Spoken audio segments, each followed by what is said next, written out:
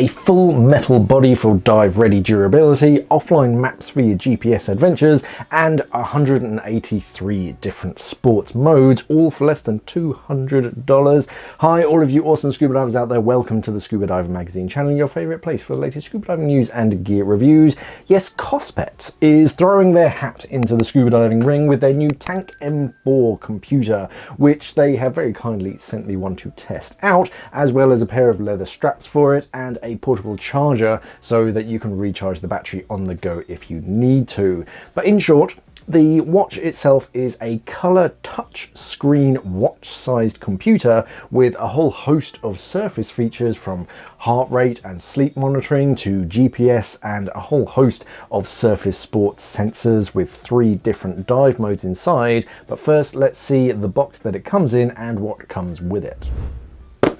This is how it arrives, a very neat and tidy little box. You got sort of pictures on the front, you've got a load of information on the back. It is sort of plastic wrapped, so let's get into that and see what's actually comes with it in the box. Now, they have sent me some different watch straps very kindly, so I'll check those out and show you them in sort of later on in the video whilst I figure out how to get into the box. Before unpackaging, make sure the sealing sticker is intact. Pull these free. Trust Anchored Horizons Ignited is on the box. We've got little cable and booklet icons, so that looks to be a charging cradle, so you can recharge it. You also have a USB to USB-C cable, a small book of words, the user manual. Obviously have a quick read through that. London Design Awards Gold winner 2025, a scratch guard, always very important to have those fitted, and that's it in that section. You also get the computer itself, which we'll take a closer look at in a second. The rest of the box just seems to be packaging. Yeah, so let's take a closer look at the computer itself. So the whole machine feels very solid. It's good and tough, and that's thanks to its 360 stainless steel unibody. The whole thing is made out of stainless steel, so it's strong, certified by SGS, and it's waterproof down to 100 meters, which is very proudly stamped into the front of the body itself. Measuring in at 45 millimeters wide, about 54 millimeters long and 15 millimeters deep, which gives you a good size screen on your wrist to look at without it sticking out too much from the wrist. If you've been diving for any length of time and you've worn some pretty bulky computers, trying to get that BCD strap on and off, it can get snagged on larger computers, so it's quite nice to have something slimline on your wrist. And if you are wearing it day to day and you're wearing suits or anything with sleeves, it's nice not to have anything too bulky on your wrist. And the main section, without the straps, weighs in at just 80 grams, which has a decent weight to it. You can feel it, but it's not heavy. It's not going to be weighing you down. 4-button user interface, 2 buttons on each side, and they're all proud of the body itself with some detailing on them so that you can feel that, and you can feel when you're actually pressing it. The 22 millimeter straps have a tool-free spring pin. These straps are easy to very quickly and easily swap them over. You never need to worry about the pin like disappearing because it's built into the strap, and yeah, you don't need any tools, so you can wear the leather strap to the office and then you can swap it over to the grippy rubber strap on the dive site without needing any tools. You can just use your fingernails. On the front, you have Corning Gorilla Glass 3 with scratch resistance, wet touch and anti-fingerprint features. Under that is a very crisp and bright AMOLED display. This is one of the sharpest screens that I've seen. You can adjust the brightness, and it has a light sensor built into it to brighten and dim as needed.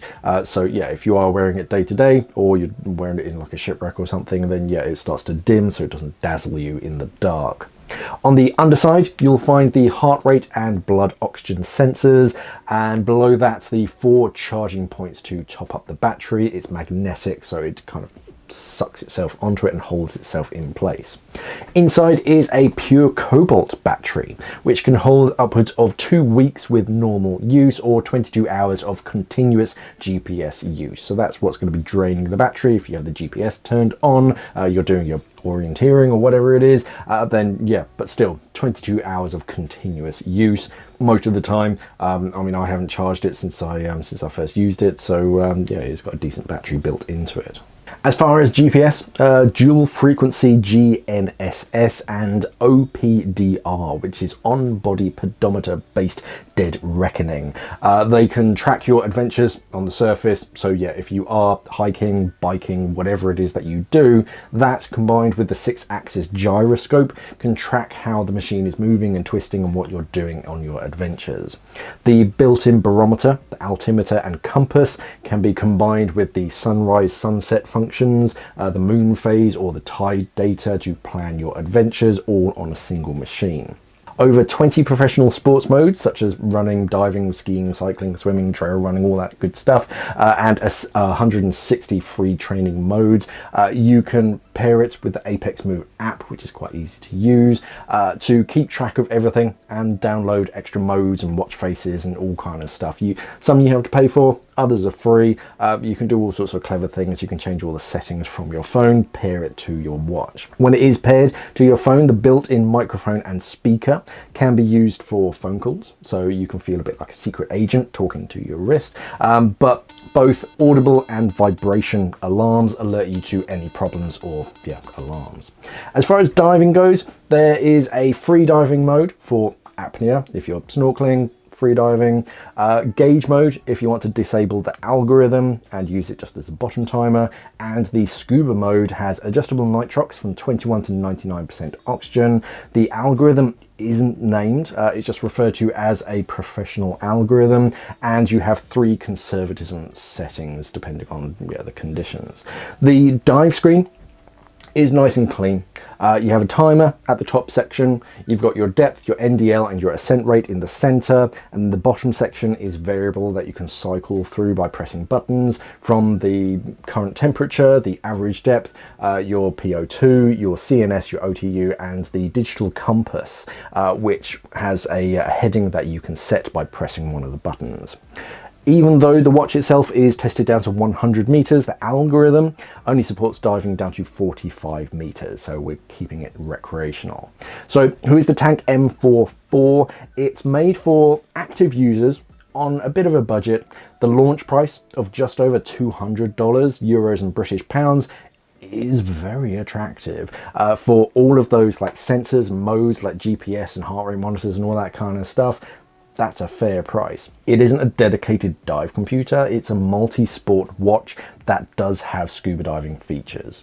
If you're a technical diver who needs Trimix and everything, or a diver who wants wireless air integration or something like that, then you will come up wanting. However, this is going to be perfect for the holiday recreational diver who wants a smartwatch to wear day to day and features diving capabilities all in a single device. They don't have to swap it over.